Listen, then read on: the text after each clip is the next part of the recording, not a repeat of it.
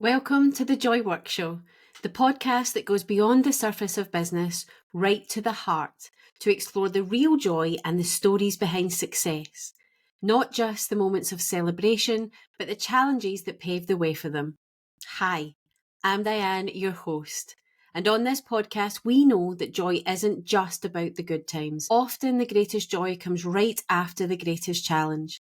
Each week, we invite business owners to share their journey through our unique show and tell. They will reveal something they love that transformed their work or their life, a book or a person that shaped their path, and something they think the world could do without. A joy killer, you may say.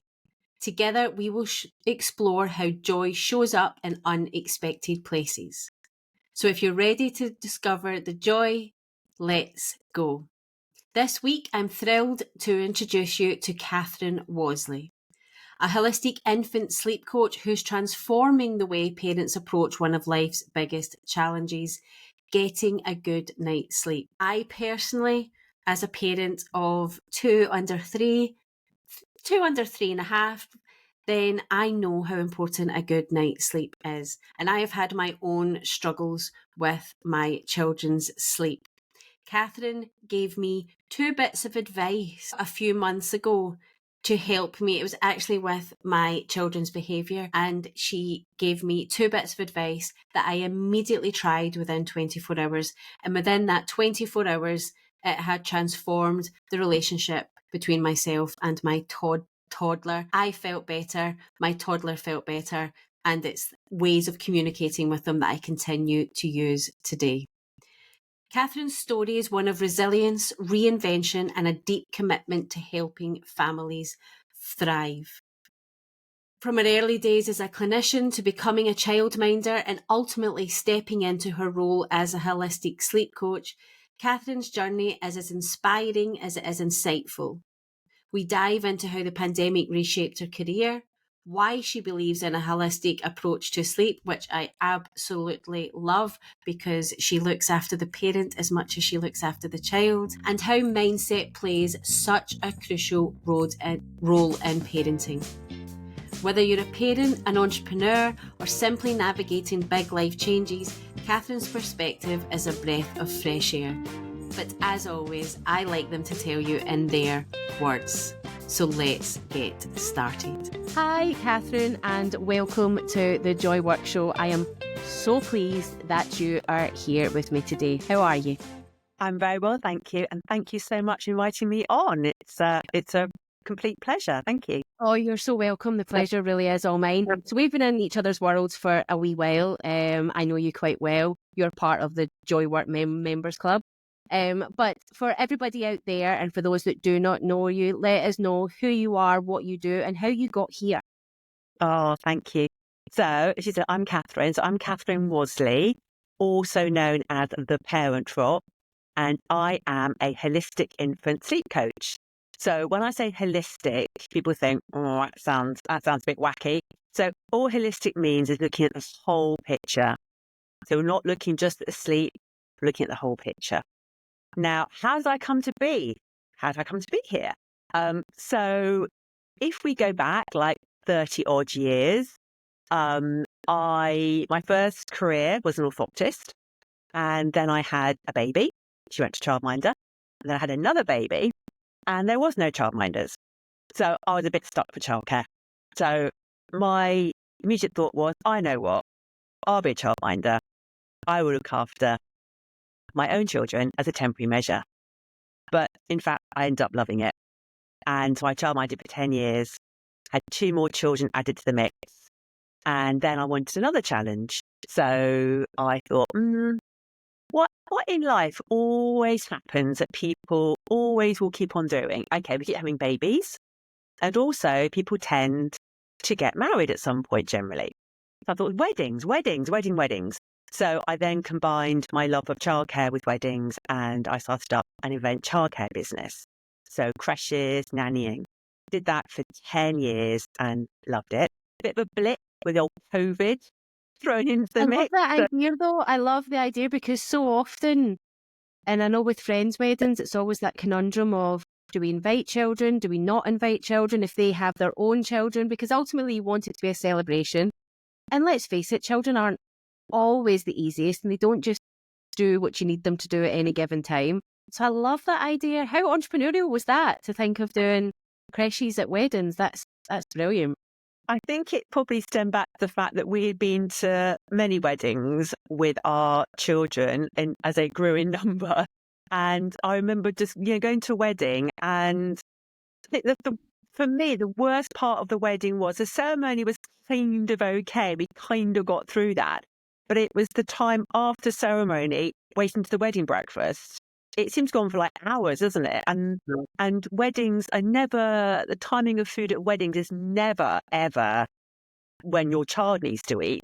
So we always ended up with either hungry children or we would just be giving them all these sort of snacks and rubbishy stuff. And it was just like I found it very fraught, really. And you couldn't talk to anybody. There's always one of us chasing after the kids.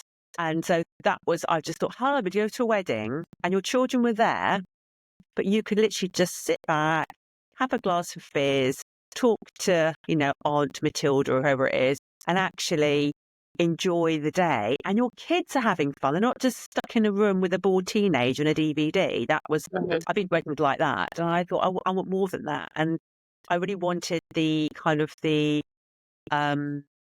that sort of nurturing, caring side of a home environment, childcare, and somehow transport that into a wedding setting. Whereas I knew a bit about the children if I turned up. So I knew what they enjoyed. I knew their interests. I'd bring toys and activities linked to their interests. So children were much more willing and to come and settle with me. But at the end of the day, I was a complete stranger to them and I met them before. And so I think that was my kind of like, my unique selling point. It's about I actually made contact with parents beforehand. I found out about their children and the parents then felt more relaxed with me. Because obviously leaving your children with a stranger is, it's not the sort of thing we tend to do, is it? So by having those links beforehand and that communication really, really helped me. So, so I did that for 10 years. That's amazing. That's absolutely amazing. Anyway, I interrupted you telling you how that then COVID hit. Yeah, so COVID came along, and of course because I always thought weddings was a bulletproof industry to be in. People always getting married, there's always celebrations, always christenings. And of course, COVID came along and just proved how wrong I was, that actually, no, so I literally had no work at all, completely dried up.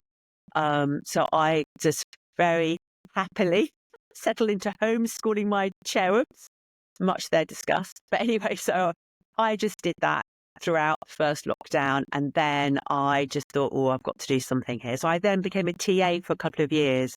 And I actually quite enjoyed that. But then I got really itchy feet again and thought, I need to be self-employed. I'm not very good at being employed. And I then did weddings. But then I thought, what else can I do? And sleep is such a big thing, isn't it? Throughout our whole lives, especially if you have children, and sleep always kept coming along. So I decided to do it properly and do this holistic sleep coaching course. Did that last year. And it's kind of at a degree level. So it really taxed my brain cells. But I learned so much. I thought I knew sleep, having had 4 children and worked with children for 30 years. But it turned out I knew very little about sleep. And it was a complete eye-opener. It completely flipped on my head what I believed about sleep in a fantastic way. So I'm now a sleep geek.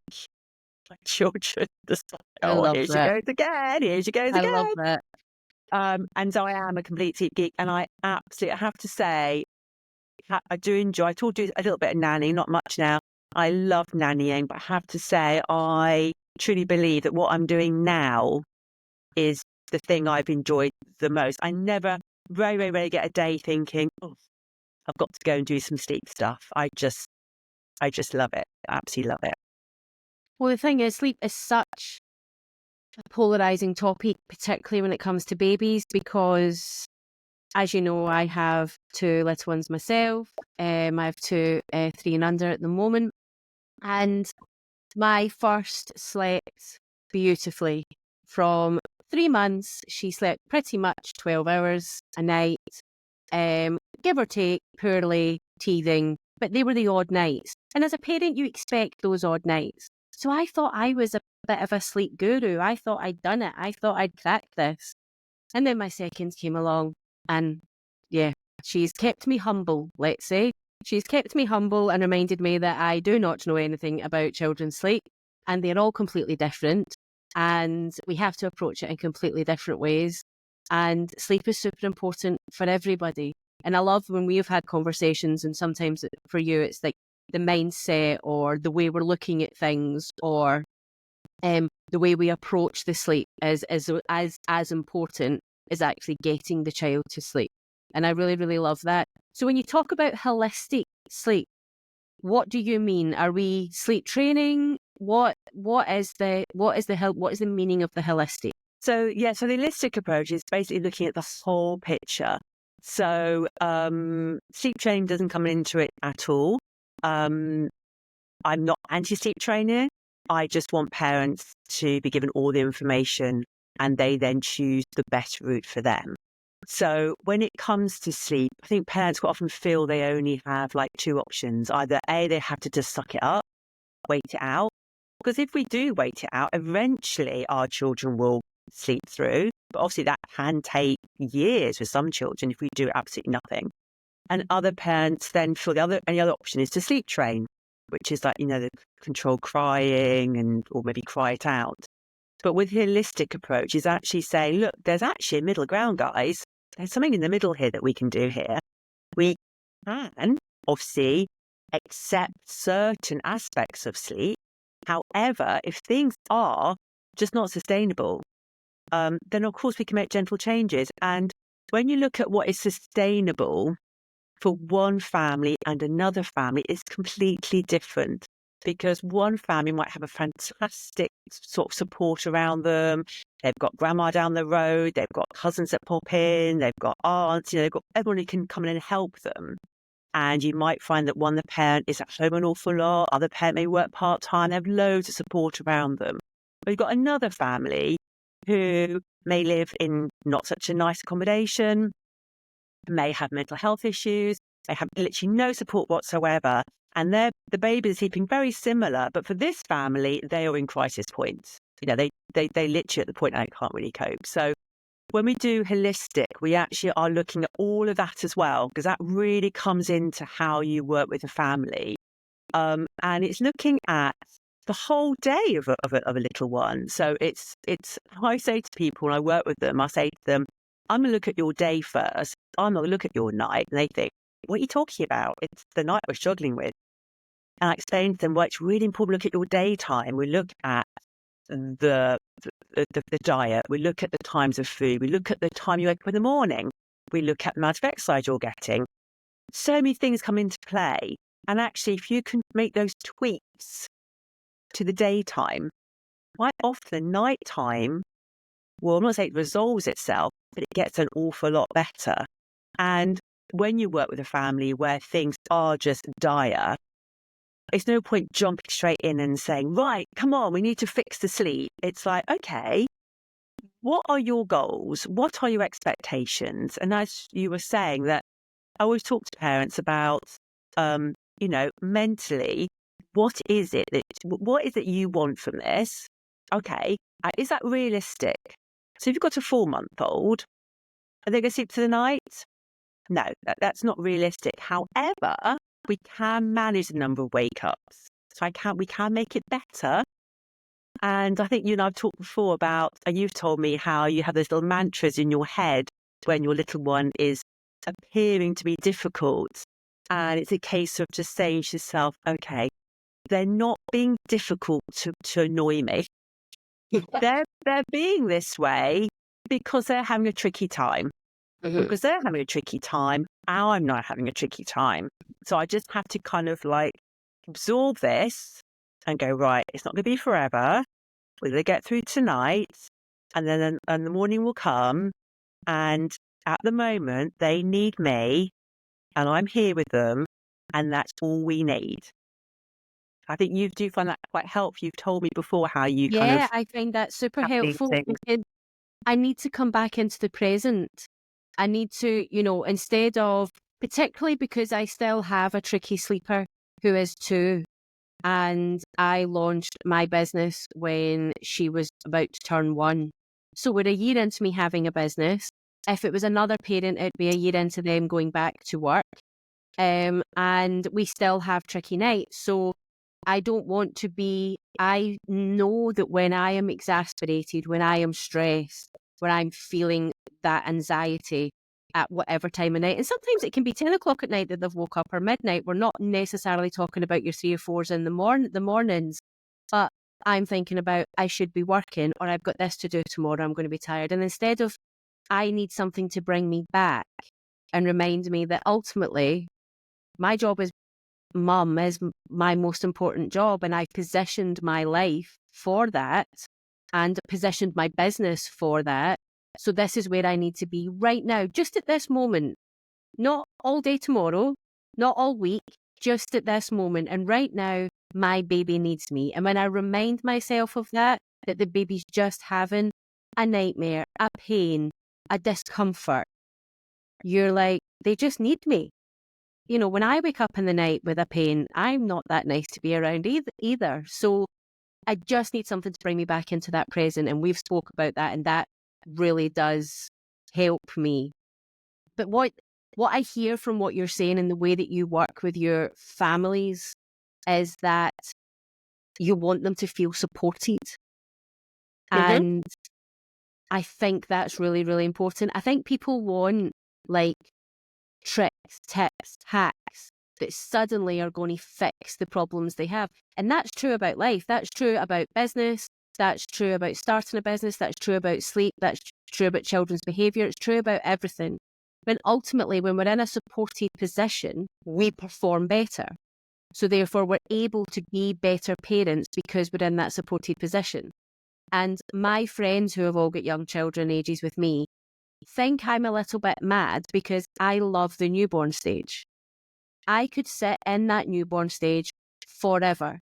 And it wasn't until I had the second baby that I realised why, because I have a mum who comes and supports me. She pretty much moves in. Now, that might be some people's nightmare, especially for like mother-in-law type situation, but she does it in such a beautiful way that all I need to do is look after the baby. The house is looked after, we're fed, she's just there. She sits and has a cup of tea with me. She makes sure I go to my bed at the right time. She helps me get the baby into that routine, which was really, I know that's not important to everybody, but it was really important for me that I get into a routine. And then I realised it was because I felt supported. The difference between me and some people that I know is that they didn't have that support. So they were looking after a baby, up all night with a newborn, running the house. Maybe they had another child, doing all of the things, and they didn't have that support. And when I've spoke to you in the past and speaking to you today, what I hear is that you are there to be that support for people who don't have it, to be that guiding voice, to be that calm, to just be the person that's like, I get it, let's try a few things. Absolutely. And I think I was talking to a parent last night, actually, and I was saying to her how I see my role is obviously as a guide. And I don't ever want to be in the position when I'm telling someone what to do. Obviously, I am an expert in sleep, but they are the expert on their baby or toddler. So I kind of, the other day I was thinking about it, and I kind of see myself a bit like, when you have like a rally driver, you have like the navigator. I kind of see myself a bit like as that co-pilot navigator. So I'm there, giving you advice, saying, oh, we need to go this way now. But you're in the driving seat. And you could actually say, well, no, actually, I don't want to go that way. I want to go this way. And I'd be like, okay, we'll try this way then. And with the family talking about last night, we were sort of tweaking the naps and doing that, trying to get him to be more regulated during the daytime. And the mum just said to me, she just came out with, she said to me, I think he just needs more sleep. I just think he's that way. He's all a bit wired. because he's not getting enough sleep. When he gets a really good nap, he's so much happier. I said, right, okay, well, let's do that then. Let's really optimize his daytime sleep. Let's go completely crazy. Let him just sleep, because he's like 4 or 5 months old. Let him just sleep as much as he can during the daytime, and let's just see what happens the nighttime, shall we? And she's like, oh. And I said, well, the worst is going to happen, but a bit more in the night. But at least we'll know. And she's like, yeah, do you know what? Yeah, let's do that. So it's kind of saying to her, look, your instinct is telling you this. Let's go with that. Let's go with that But it's instinct. making her feel in control and work on some beliefs and some experience and work with you, but feel supported through it, so that she knows that she can come back tomorrow and say, oh, that was completely wrong. You know, the baby didn't sleep at all that night. I think he's had too much daytime sleep. And you just tweak and you tweak and you tweak. Because like I say, I think people want this overnight fix, and there's not an overnight fix for anything. No, there's not. And I say to people that if you, because someone was asking me about working as a sleep coach, and I said, just do your research. If someone's out there saying to you, I guarantee your baby will be sleeping 12 hours within 3 days of working with me, I said to them, just run for the hills, because number one, no one can guarantee that, anybody. Yeah. And secondly, there's going to be obviously some form of controlled crying. And if you don't want that, if you're looking for a truly gentle approach, then it takes weeks. I mean, normally after a week or so, generally speaking, we will start seeing a little bit of improvement. And after 2 weeks, you start thinking, hey, hold on a minute, we're really getting somewhere here now. But I would say for the majority of cases, it's 3-4 weeks. And as you were saying, a lot of people do, which I completely understand. I've been there myself, 4 times over. You do just want someone to come along and go, here you go, just do this, and you're going to get 10, 11 hours uninterrupted sleep. I mean, who wouldn't grab that with both hands? I mean, it's your complete loon. So it's really important that that people do understand that these things take time. These things take time, and there is no quick fix. I don't think there's a quick fix for anything in life, really. Not a quick fix that's going to last and be sustainable. I have worked with families who have done sleep training previously, and things did appear to be, oh, that's fixed. But sleep's never fixed, is it? And then they come to me and say, well, we did this, but we're almost worse off now, like 6 months on. It's all kind of really unraveling now. And it's like, well, we need to do sustainable changes that are actually going to be there, stick there. And when things do start unraveling a little bit, you then know you've got the tools and the strategies to get things back on track. I think that's really, really important, that parents really feel they have the power to get things back to where they want it to be. If there was one thing that you could say, if somebody's listening to this and they have been up all night with their newborn, with their 1-year-old, with their 3-year-old, whatever it may be, we all go through different stages with our children. And if there's one thing that you could tell them to just help their mindset, focus them around the sleep and what they could or should be doing, what would you say? Okay, I'll probably have to say 2 things here. Okay. Number one, I would talk about, I think it's really important to talk about the temperament of your little one. As we know, there are easygoing babies and there are not so easygoing babies. And that's just the way they are. That's their character. It's got nothing to do whatsoever with your parenting. I think lots of parents who do have these super sensitive souls seem to blame themselves. And then people say to them, oh, you're holding your baby too much. And that's why you're making them clingy. I hate that word, clingy. Because the way you are with them, it's not true at all. It's just that's the way they are. So I think look at your baby and you will know your baby and think, hang on a minute, I think they're quite a sensitive little soul, therefore sleep is going to be trickier. So it's kind of working with that temperament and finding ways that kind of calm them. Now, calm is my second part of this. It's so important. We think about sleep. For us to fall asleep, anybody to fall asleep, we have to feel safe and secure and be calm. So it's our parasympathetic, that's it, it's better. Parasympathetic nerve. Oh my gosh, my teeth in this morning. Parasympathetic nervous system, our rest and digest. that needs to be in that state for her to fall asleep, because sleep is a vulnerable state.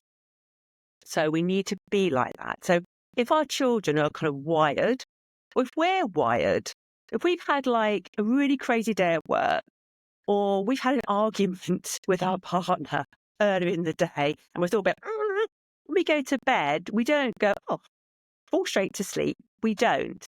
And it's the same with our little ones. And as you and I have talked about before, babies cannot self-soothe. It's just biologically impossible. The prefrontal cortex needs to be mature for that. It doesn't happen until your mid-20s. That's why toddlers, teenagers are all a bit over the place with their emotions. So babies look to us to calm them down. So the most important thing you can do is take your focus off the sleep and focus on the calm. So to do that, obviously a calm environment helps, but we, the carer, need to think about our own calm. So my advice to do that is, number one, stop what you're doing. Whatever you're doing, you can't do any more than you're doing, so just stop. Then take a deep breath. Slow down your breathing. Slow down your actions. And slow down your words. And almost like lower the tone of your voice as well, so you're more gentle speaking. And you'll find by doing that, you're calming yourself down by doing those things. And also it's something to think about. You think, right, okay, slow down, breathe, lower my voice, speak gently. And it's amazing that you have a baby that's completely like wired. If you just do that, it might take obviously a little while, but just keep breathing, leaning into them, and they will come down. It might take a little bit of time, but they will come down. And just think to yourself, they will fall asleep. Sleep will come. No one has stayed awake forever. They will go to sleep. And just then, once they're asleep, take some time to think about what you've been through and think, I did it. I did it. That step, I did it. And then just reset yourself. And then when it comes down to the next sleep, just go again. I love that. I love that. I could literally talk to you about sleep, particularly children's sleep, for hours. I really could, because it just fascinates me, and particularly having my 2 little sleep thieves that I've got at the minute. But this is the Joy Workshow. And as you know, there is questions that I ask you about Joy to prepare before you come on here. And you've really generously shared them with me. So I'd really like to move on to them today and find out a little bit more about you and Joy and work and your business and kind of everything in between. So the first thing we like to talk about is the Joy Spotlight. So this is a favourite thing that has shaped your life, your business, or your work. And your Joy Spotlight is, quite frankly, one of my nightmares. I wish I loved it. I watched people do it and I think they look amazing and I wish I could do it. It's just not my bag. So what is your Joy Spotlight? What is the thing that has, and I think it's shaped your life, this one. So what is the thing that shaped your life? Okay, so if we go back about 7 years, and I was nannying at the time, and I was nannying locally, and I had a key to their house. So I got there quite early in the morning, so I let myself in. So I was on my way to their house, walking along, and I almost got to their house, and I thought, damn, I've forgotten their key. And I wasn't actually running late, but I knew that I had to get back pretty sharpish to my house to get the key, to get back to their house, because I don't like being late for things. So I literally just kind of jogged back home, and we're talking like a couple of 100 yards, if that. And I was absolutely floored. I was so knackered. I was like, oh my gosh, I'm absolutely exhausted from doing that. And I thought I was a pretty fit person. I had 4 children. I was nannying, always on the go. And I was going to be 50 the following year. And I thought to myself, oh my gosh, that's really great. So I did. I thought, I've got to do something. I hate gyms. Can't do gym. Don't like swimming. And I thought, oh, I know what. I'll do Couch to 5K. I'm not going to tell anybody, because I swore to people before that, if they ever saw me running, they would know there's a big line after me, because I would never, ever run. So I did it kind of secretly. I would like go out at really odd times, and a pair of like really rubbishy Asda trainers that really hurt my feet. and a really horrible big baggy t-shirt and a pair of like really scaggy leggings. And I did it. And the second one I did, I was like, oh my God, it hurt my calf. And anyway, one thing I am though, I am determined and I'm stubborn. So I saw it through. I did the whole like 9-week program. And at the end of it, I went and did a park run with my friend. And I completely busted gut doing this 5K. And I was determined to do it under 30 minutes. I just did under 30 minutes. I almost threw up. You know, it was just a real mess. I did it. And then I thought, well, what next? And then that was it. So I've been running pretty much, you know, obviously not every day, but I've been running. You didn't start fairly running consistently. until you were 49. 49, yeah. Wow. So there's hope And for you now yet, it's Diane. like part of your life.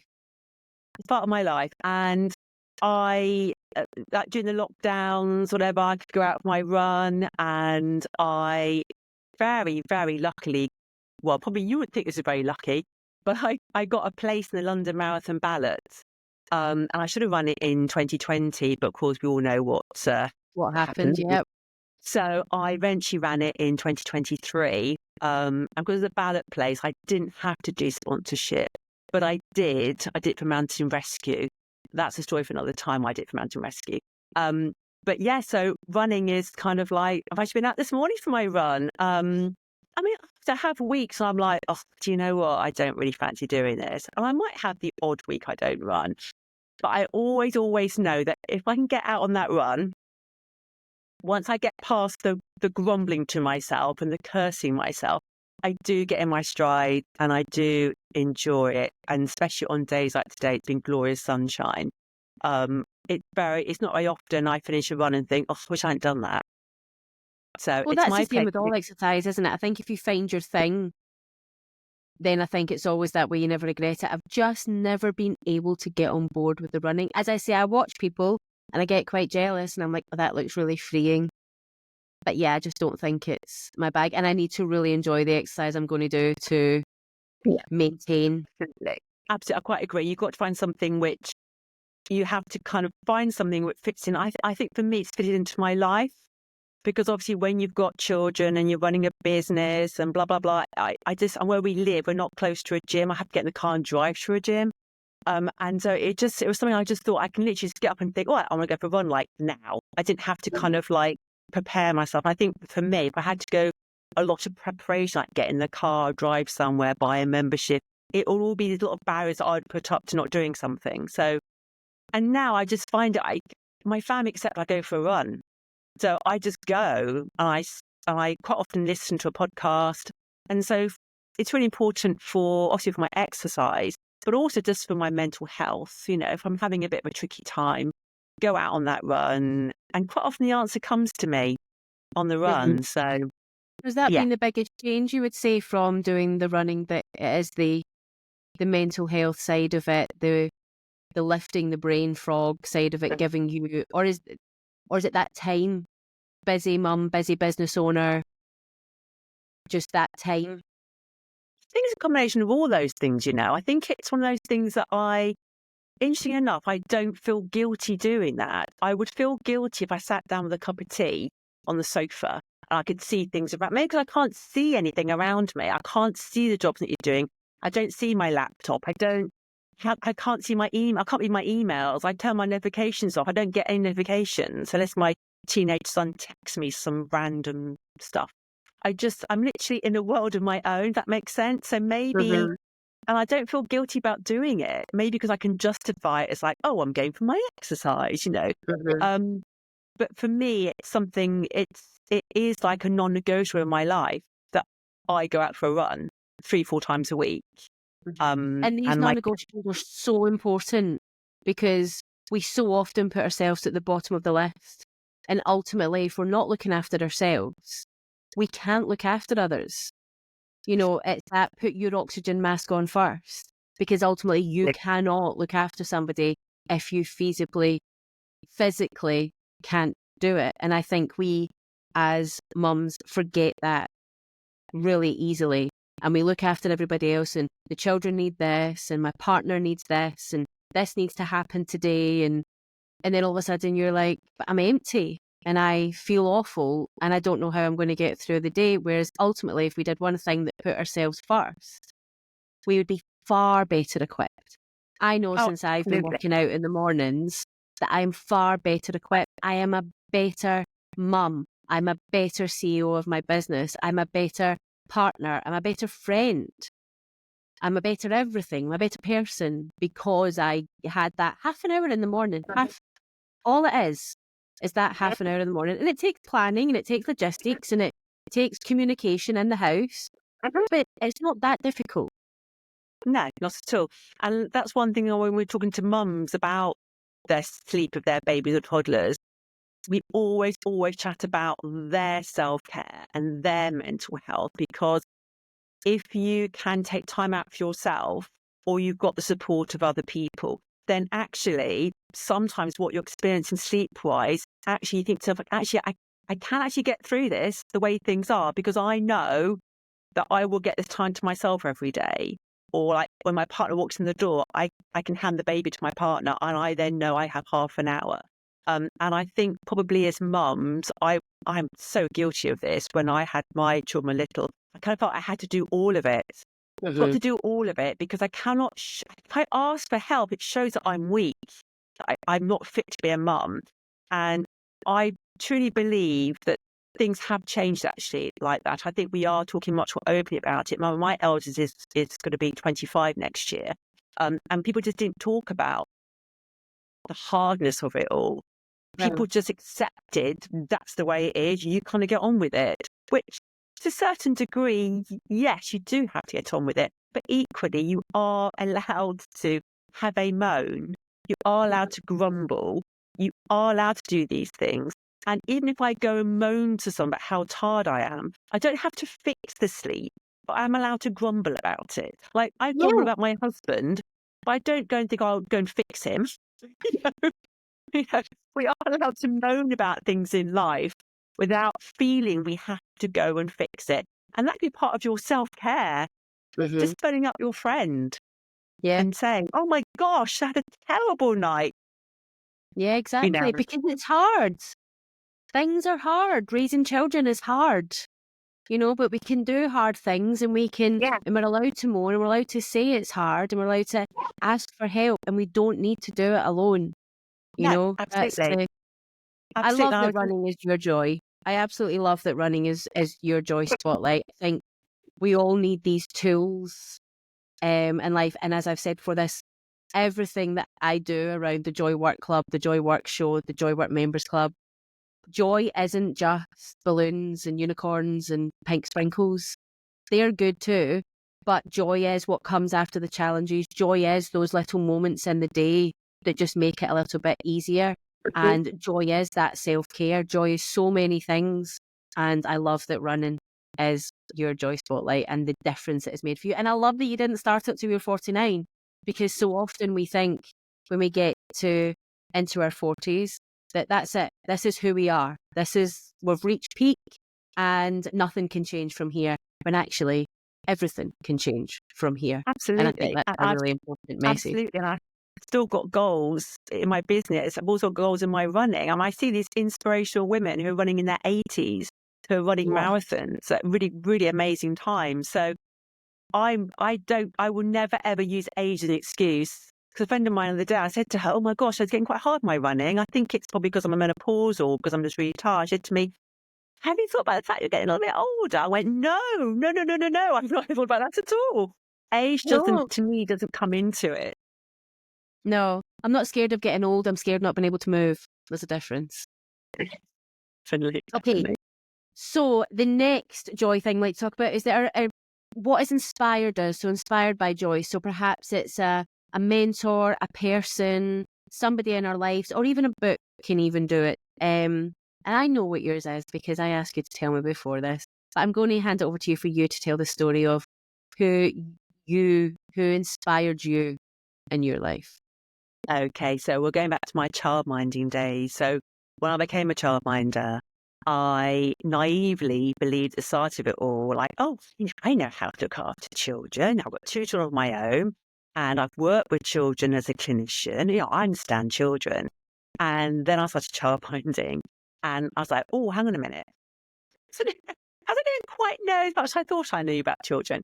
So I was so fortunate to have a childminder who lived locally, who took me under her wing. And she was a very experienced childminder. She'd worked with children for years and years. Her children were grown up, but she still had children coming to her house. Her name's Mary. And she still is just such a lovely, lovely soul. And she was just so kind and generous, like not with her knowledge, but just with her time as well. And she would come to my house once a week after school, bring her childminder kids over as well. And I just saw her in action. And I could just see how she was with the children and how she truly acknowledged each child as being unique and having their own individual qualities. And, some children can be a bit tricky, but she would always see in that child, I'm not saying they're good points, but she would just see their uniqueness and what made them tick. And she had such a good way of talking with children that I was just there watching and just soaking it all up. So I think a lot of the way that I work goes back to how she was with the children. She just showed me how to be the best childminder that I could be, and not just so the children get the best out of me, but I would get the best out of the children, because it's like a two-way street. We work with children. And I just adore working with children. I just love chatting to the little ones, and I put so much down to Mary. So Mary is, to me, one of the greatest people in my life I've had over these decades. So I still think about her. I'm not in contact so much with her now, but I still think about her. And quite often I think to myself, like, what would Mary do? What would Mary say? How would Mary react to this situation? And that really helps me just to kind of ground myself and think, okay, what would Mary do? Goodness, it sounds like we all need a Mary in our life. I think it's such a talent. And I think it is an innate talent. I don't think it's necessarily learned.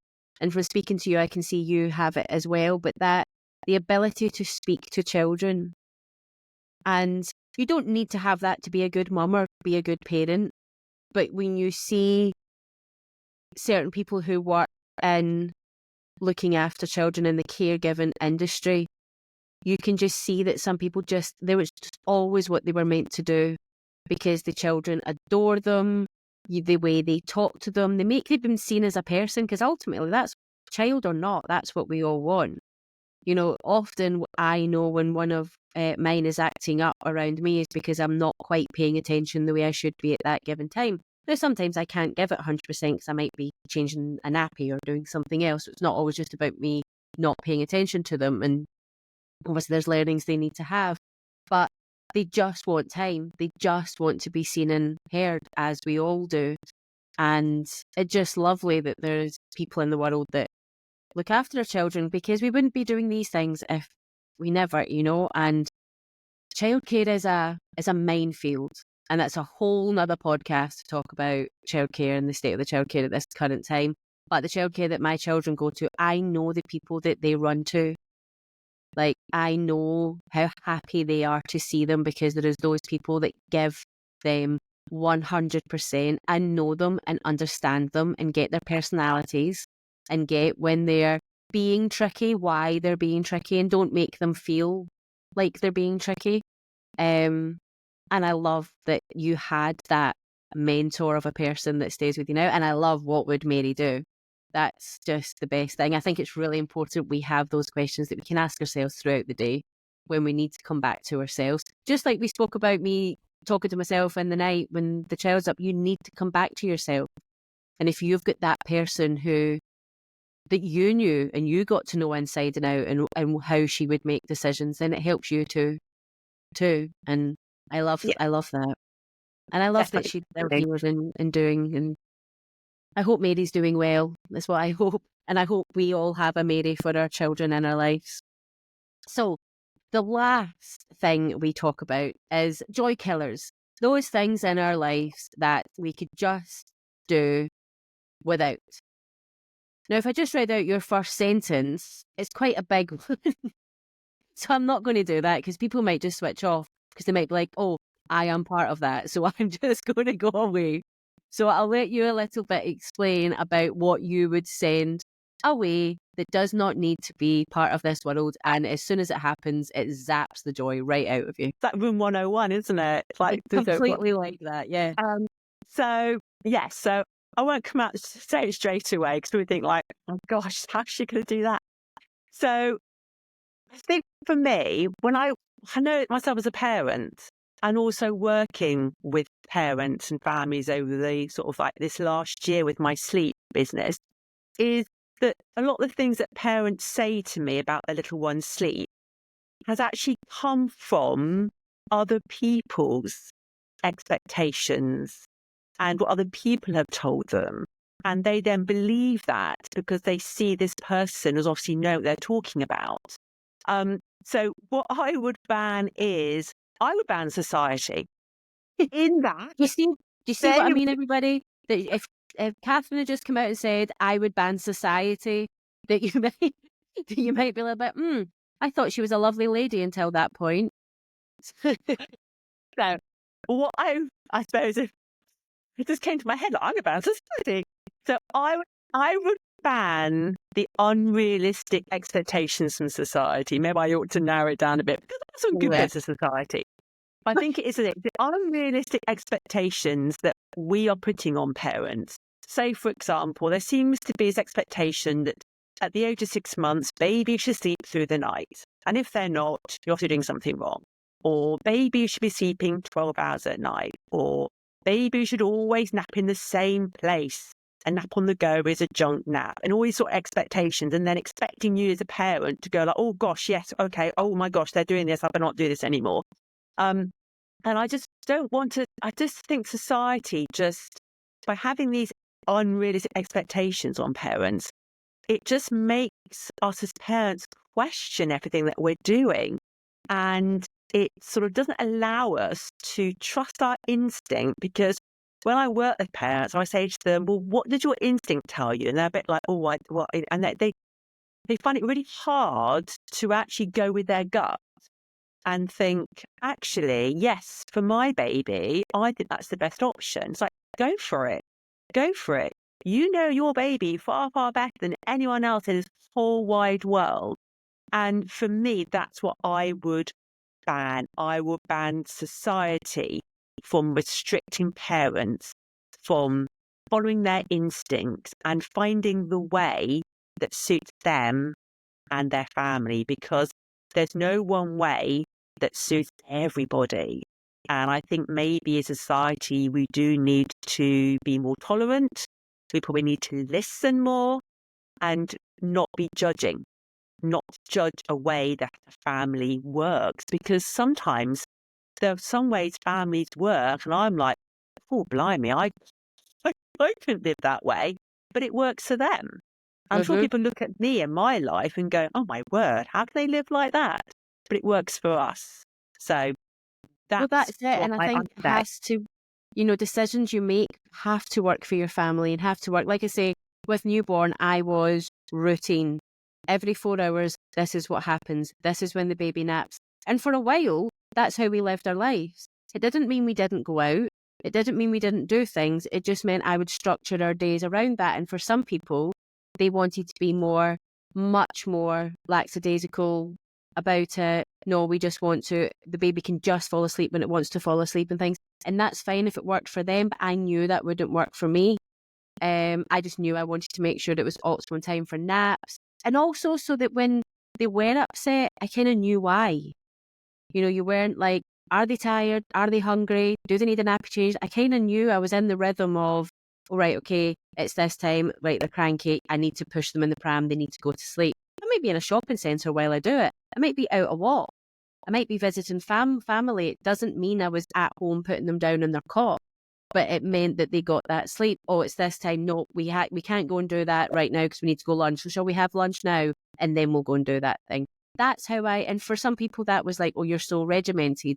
But for me, that gave me my enjoyment. That gave me my joy. Like I said, I love the newborn days because of it, because I had that regimented thing.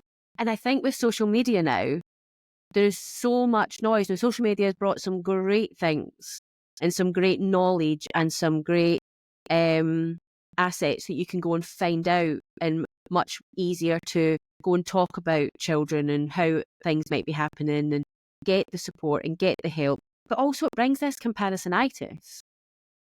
That if you're looking around your room and it's littered with all the baby paraphernalia, absolutely a mess, you've not had a shower yet, you're still in last night's jammies, the toast is still on the side and you're making lunch, there's coffees that you haven't drank, and then you look on Instagram and there's somebody who's got a baby the same age as yours and they're all dressed in beige and they're all dressed in cream and they're all out on a nice family walk and their house is pristine, and you think, I'm failing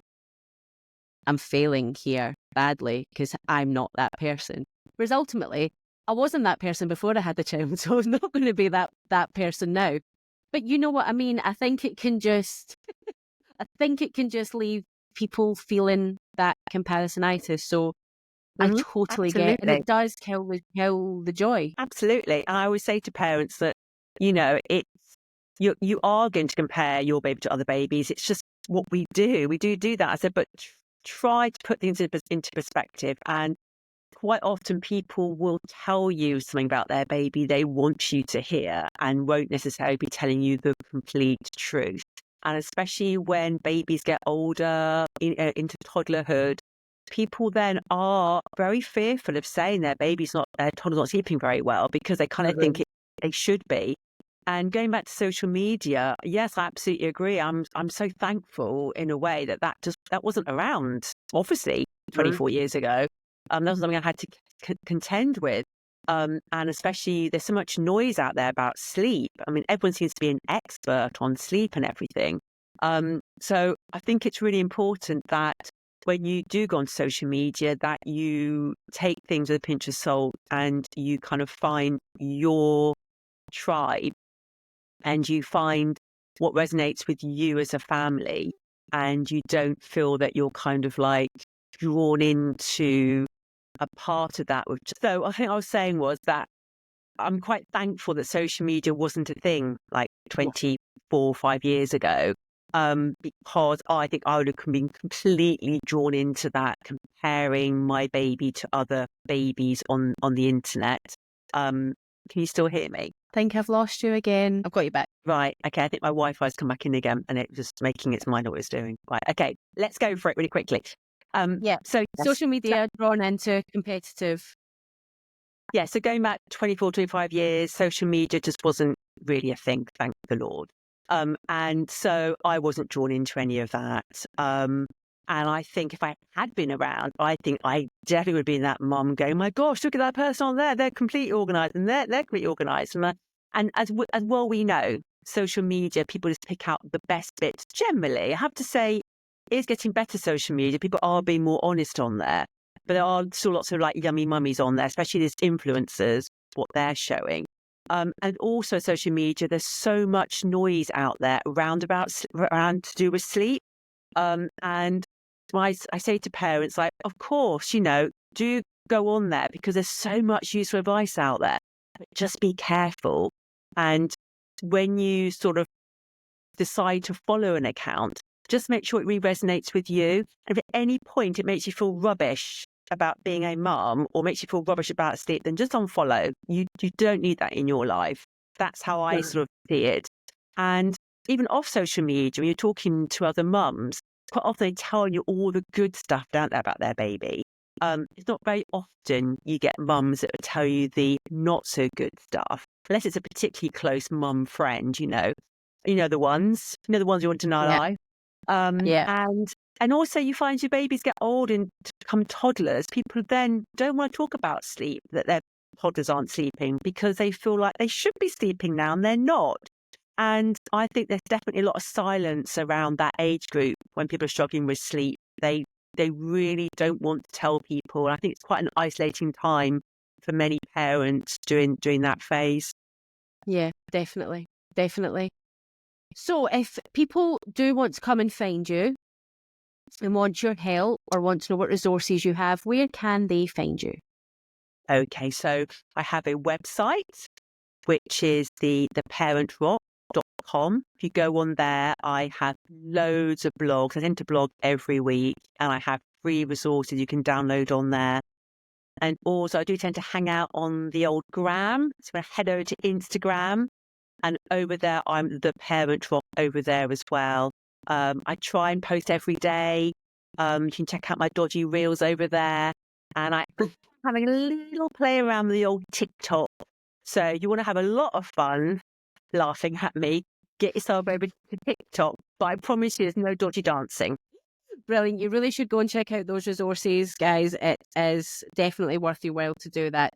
So before I let you go, I will be asking everybody on this podcast, what joy do you want to leave behind? It's a hard one. What joy do I leave behind? Well, obviously the joy of sleep. I really hope that... Is there any greater joy than sleep? I really hope that... I have no plans to stop working anytime soon. I think with this particular bit, I can keep on working for a few more decades yet. But I really hope that I leave behind in my wake not just sleep, but also for parents to understand that they are the expert on their little one. I keep saying this, but I think it's so important that parents understand they are the expert on their babies or their toddlers or their children. They know them far, far better than anyone else in this world. So just lean into that, accept that, wear that hat, and just trust your gut. I have to say, having been a mum for over 24 years, I cannot think of a time when my gut let me down when it came to do with my children. So there were times I ignored my gut, but when times I listened to it and acted on it, I cannot think of a time when it failed me. I love that. I love our gut. We do need to trust our guts in so many ways in our own self-belief. Thank you so much for today, Catherine. I have loved our chat. And as I said, I could talk to you forever about sleep. Don't think people would listen to it for hours and hours on end as much as we would enjoy it. Thank you so much for your time today. And I'll speak to you soon. Thank you for having me. Bye. I hope you've enjoyed this episode as much as I loved recording it. Catherine's wisdom and her holistic approach to life and work are such powerful reminders to stay grounded and trust the process, wherever you are on your journey. It's okay to lean into help, embrace flexibility and prioritise your own well-being. Whether you're parenting or pursuing your passion, joy comes when we release perfection and lean into what truly matters. If you're curious about Catherine's work or want to connect with her, you can find all of the details in the show notes. And don't forget, whilst you're there, to subscribe, share this episode with someone who might need it, and leave us a review. It helps more than you know and helps more people find the Joy Workshow. Throughout December, there is a special Joyfully Unhinged offer from me to you to join the Joy Work Members Club. 31 days free to take part and set yourself up in business for 2025. All you need to do is click the link in the show notes for more info. Until next time, keep chasing joy, enjoy the process, and remember, you've got this.